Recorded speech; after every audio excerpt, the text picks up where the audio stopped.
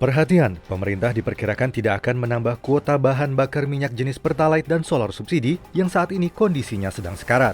Pemerintah justru kabarnya akan menaikkan harga kedua BBM subsidi tersebut. Ketua Badan Anggaran DPR Said Abdullah menyatakan bahwa Badan Anggaran DPR tidak akan mengubah alokasi subsidi energi pada tahun ini. Oleh karena itu, Said menambahkan, pemerintah perlu menaikkan harga energi yang disubsidi. Tercatat konsumsi Pertalite per Juli 2022 telah mencapai 16,8 juta kiloliter dari total yang ditetapkan 23 juta kiloliter. Sementara solar hanya tersisa 5,01 juta kiloliter dari total kuota 14,91 juta kiloliter tahun ini. Badan Anggaran pun menyarankan agar kenaikan harga BBM Pertalite tidak dilakukan secara drastis, namun bertahap per 3 bulan, sehingga masyarakat tidak mengalami tekanan berat. Di sisi lain, pemerintah juga harus menambah bantalan sosial kepada masyarakat yang membutuhkan dengan catatan data penerima sudah lebih akurat.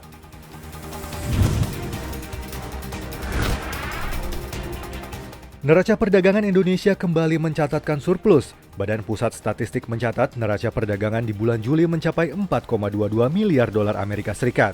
Realisasi surplus neraca perdagangan bulan Juli lebih rendah dibandingkan bulan sebelumnya 5,1 miliar dolar. Dengan neraca dagang yang surplus ini mengantarkan Indonesia mencetak surplus neraca dagang selama 27 bulan berturut-turut. Jika dilihat dari sisi ekspor, Indonesia masih mencatatkan kenaikan 32,03% secara tahunan menjadi 25,57 miliar dolar Amerika. Dari sisi impor, secara tahunan naik 39,86% menjadi 21,35 miliar dolar Amerika. Deputi Bidang Statistik Distribusi dan Jasa BPS, Setianto menjelaskan, ekspor Indonesia tumbuh impresif di semester 1 ini disebabkan oleh peningkatan harga komoditas ekspor terutama CPO dan batubara. Namun Setianto mengatakan, windfall profit komoditas akan berakhir jika harga komoditas kembali normal. Ia beralasan, volume ekspor komoditas utama Indonesia relatif stagnan.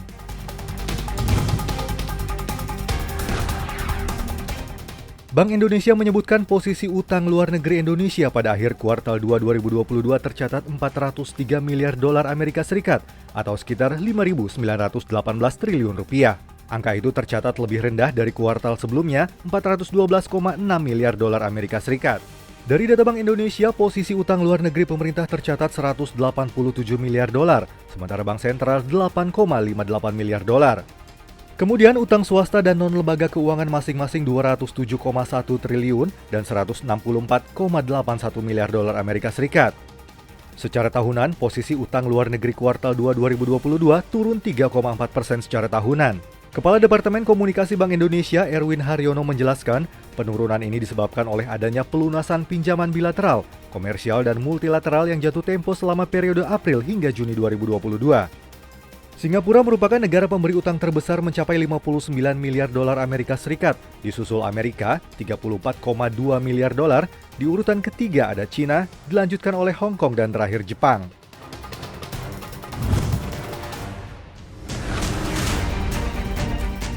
Kenaikan tarif ojek online atau ojol diundur dari 14 Agustus 2022 menjadi 29 Agustus 2022. Pasalnya, Kementerian Perhubungan memerlukan waktu untuk sosialisasi kebijakan. Direktur Jenderal Perhubungan Darat Hendro Sugiatno mengungkapkan, pihaknya melakukan peninjauan kembali terhadap waktu penerapan aturan perhitungan jasa penggunaan sepeda motor tersebut. Penundaan juga dilakukan akibat desakan dari beberapa pihak, sehingga pemberlakuan efektif aturan ini paling lambat 25 hari kalender. Berikut daftar tarif ojol terbaru berdasarkan keputusan Menteri Nomor 564 Tahun 2022. Berdasarkan zona 1 meliputi wilayah Sumatera, Bali, dan Jawa, biaya jasa batas bawah Rp1.850 per kilometer dan biaya jasa batas atas Rp2.300.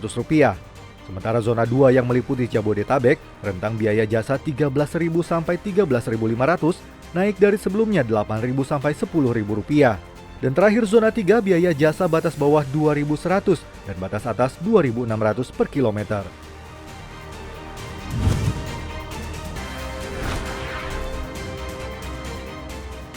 Ekonomi Jepang tumbuh pada kuartal 2 2022 di tengah dorongan konsumsi swasta yang solid.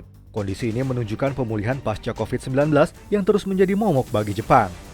Data awal dari kantor kabinet mencatatkan produk domestik bruto Jepang tumbuh 2,2% year on year pada kuartal 2 2022 atau lebih rendah dari konsensus ekonom 2,5%. PDB tahunan untuk periode tersebut mencapai 542,12 triliun yen, melebihi tingkat sebelum COVID-19 sebesar 540,84 triliun yen pada Oktober-Desember 2019.